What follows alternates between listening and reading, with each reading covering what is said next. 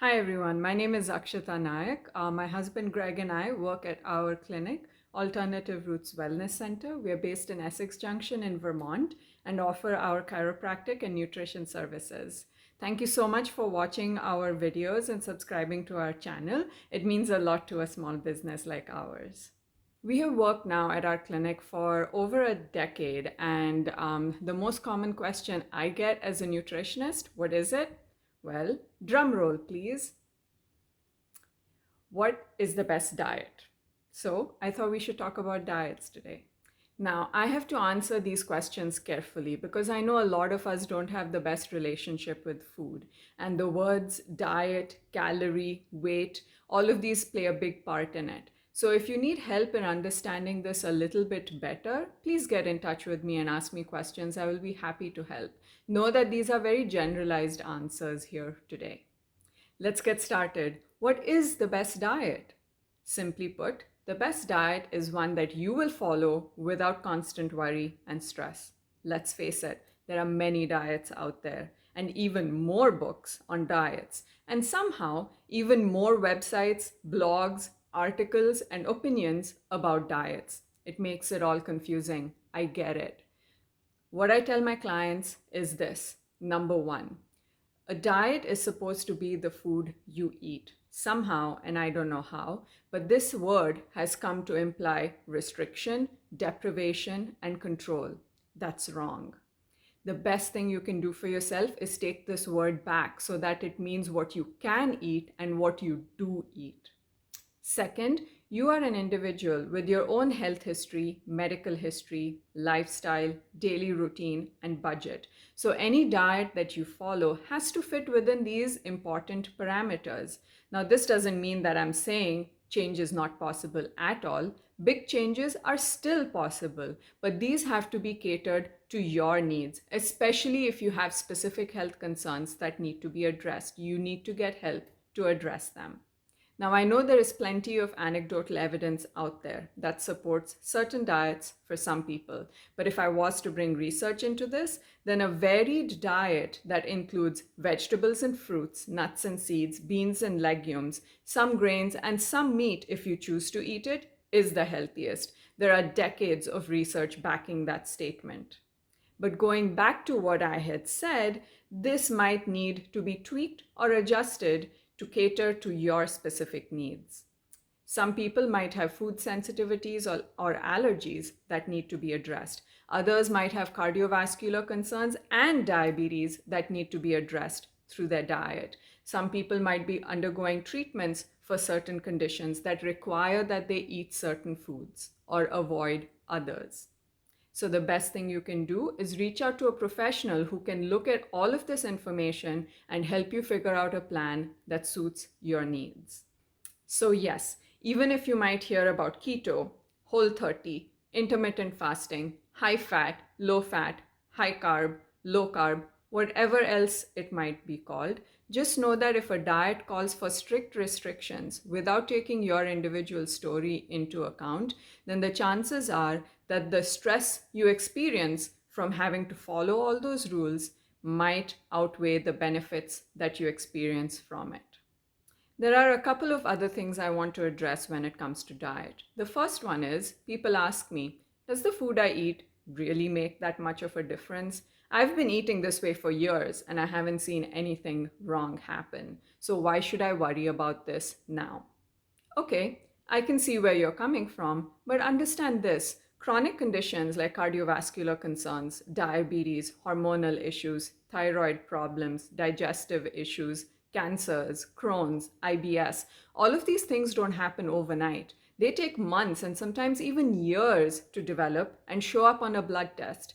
Now, if you have a family history for any of these conditions, then yes, your doctor might be paying more attention to the numbers. But if you have none of that, then the chances are that this will slowly slip into your life without you really noticing it. So the best thing you can do for yourself is be proactive and make sure you're doing the best that you can. And in all of these chronic conditions that I just mentioned, diet has shown to play a big role. There is solid evidence backing that. The food you eat not only fuels your body, it also tells it how to function and how to work. The proteins, carbohydrates, fats that are in your diet get broken down and are used as little messengers throughout your body. So, if you eat a varied diet, like I mentioned, then you give your body a boost of nutrients. But if you eat the same two or three things day in and day out, then you're severely restricting the nutrients that your body gets. Now, this means that certain bottlenecks might get created inside, and all the reactions that need to occur may not happen as efficiently as is possible. So, over time, the way your body functions changes. Remember that it'll take about 2 to 3 months before you see the full benefits of making any changes to your diet. And the second thing I wanted to address is, do calories matter? Do the number of calories actually matter? If you think of our body as a machine, then yes, your body needs fuel. Calories are that fuel. So the number of calories definitely makes a difference. Each person, depending on their weight, their age, and their activity level, requires a certain number of calories to get through the day. The basic number of calories that you need is called your basal metabolic rate. Now, if you eat calories less than this number, yes, you will lose weight, but over time, it changes your metabolism and changes the way your body functions. And so, if you're counting calories, you need to make sure you're looking at the right number and that you're getting some help to make sure you do this properly, even though there are so many apps out there that can generate a number for you. Now, in addition to the quantity of calories, the quality and timing of calories also matters. What do I mean by that? By quality, I mean there is a difference between a bag of chips and a piece of fruit. Definitely a big difference there. But there is also a difference between a bag of chips and if you're eating a few crackers with some cheese or hummus or guacamole.